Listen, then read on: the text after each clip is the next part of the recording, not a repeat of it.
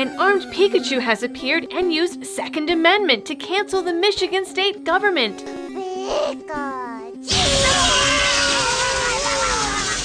Super effective. At least until Tuesday. 2 weeks ago, we had Michigan politicians strapping themselves into bulletproof vests. This week, they shut down completely in order to avoid another round of protests. Now, if only the federal government worked that way. Pikachu! But the people of Michigan said F you and protested anyway. In fact, this protest was so big that the world's favorite Pokemon joined the fun. Because why not?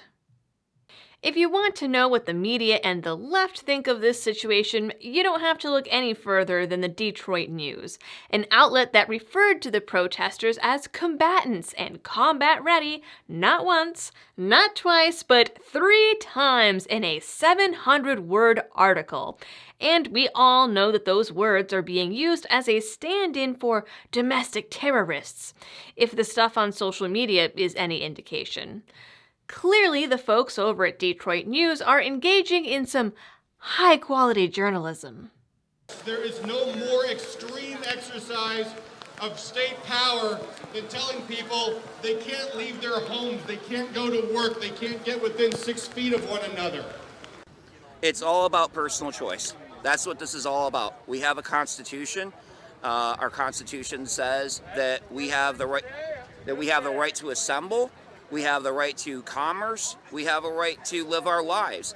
Why, of course, that definitely sounds like the credo of crazy, violent crackpots to me. Personal choice and personal responsibility are so dangerous. Can't be having any of that free will lying around all willy-nilly.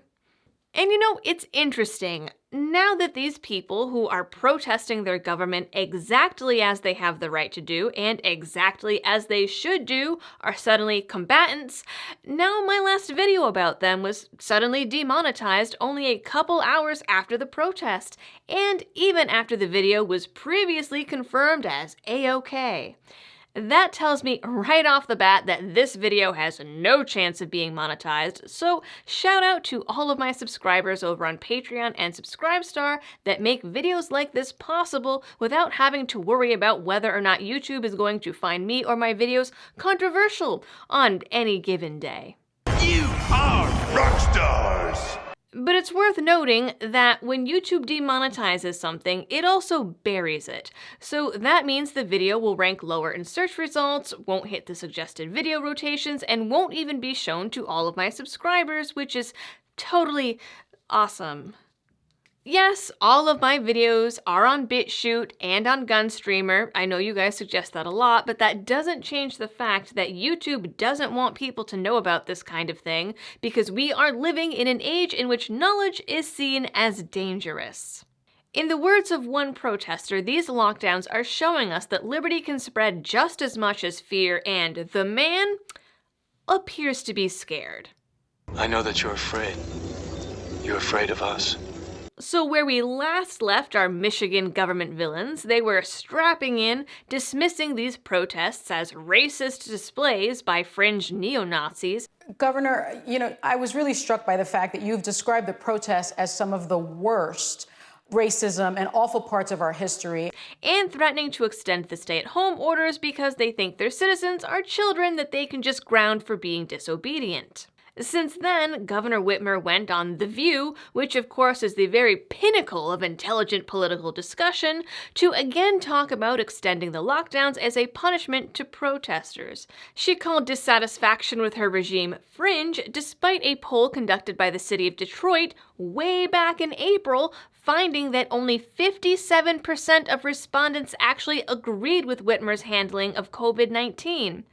She called the protest movement misogynistic, despite the fact that it was started and organized by women. But it's certainly not an exercise of democratic principles where we have free speech. This is calls to violence. This is racist and misogynistic. She also went on CNN to urge people to listen to the public health experts, like Greta Thunberg, who has apparently become a viral epidemiologist at the tender age of 17.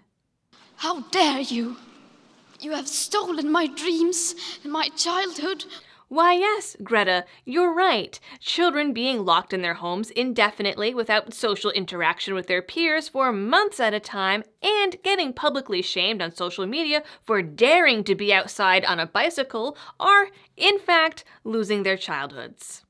Glad we can finally agree on something. Anyway, Whitmer continues to try and dismiss the people worried about their dreams and livelihoods as fringe white supremacist science deniers, because people like this old man in his music shop, for example, which the government deemed non-essential, wouldn't pick up his unemployment calls and then denied his grant applications to try and stay open, is obviously a danger to society and thus deserves to have his business taken away in the name of safety. Because apparently, just like no one needs an AR-15, no one needs their business either. So naturally, Whitmer is now voicing her support to go by way of Virginia and turn the state capital into a gun-free zone. Because when the citizens become angry and show up on your doorstep with their pitchforks, you can either change your policies or take away their pitchforks, and politicians will always go for the pitchforks. This, fortunately, was delayed, but only because the Michigan Capitol Commission voted to create another special panel to get independent legal input as to whether or not they can actually ban guns in the Capitol. Führer Whitmer says she is disappointed in this unnecessary delay. No one should stand in our way of doing our jobs. We have the right to commerce. We have a right to live our lives. No one should stand in our way Of doing our jobs. Since a gun ban wasn't an option under such short notice, Whitmer and friends did the next best thing. On Wednesday afternoon, they canceled Thursday's legislative session and planned to temporarily shut down the state Congress until Tuesday, which, honestly, I would call a win, but take that, you evil thug protesters, you. In light of all this, I've seen a lot of people lately saying, well, even if you do need an AR-15, you definitely don't need one to protest. Well, you know why people bring guns to protests?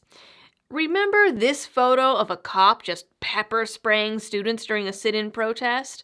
Or how about all of those videos of Antifa throwing rocks and trash cans and setting things on fire? Or even better, how about Kent State in 1970 when the National Guard actually shot protesters? Maybe that would be a reason to bring a gun to a protest? And here's something ironic. One of the senators pushing for a gun ban in the Capitol showed up with her own band of armed citizens as a security escort last week. She told The Guardian, when traditional systems, whether it's law enforcement or whatever, fail us, we also have the ability to take care of ourselves, while simultaneously trying to prevent law-abiding everyday people from doing the exact same thing.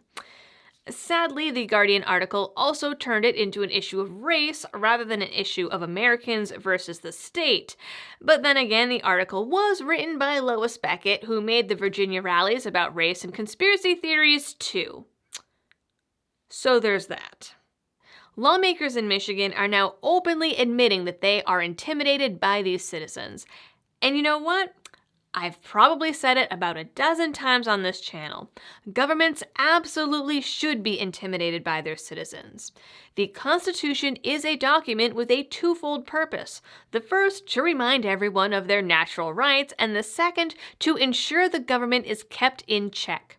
And stuff like these protests is exactly what the Founding Fathers considered to be one of the many checks and balances. And unfortunately, it's about the only one that we have left. That is your Liberty-related news for today, and it's kind of Second Amendment news too. Please, again, like, share, subscribe if you're new here, and check out the partner links down in the description, as they also help make videos like this possible. Thank you again to all of my amazing patrons, especially these folks on the screen now. whichever side it is. If you like my work and want to help support the channel beyond a share or comment, you can donate through Patreon, Subscribestar, PayPal, or crypto, all linked down below. As always, thank you very much for tuning in and helping me to spread the message of liberty.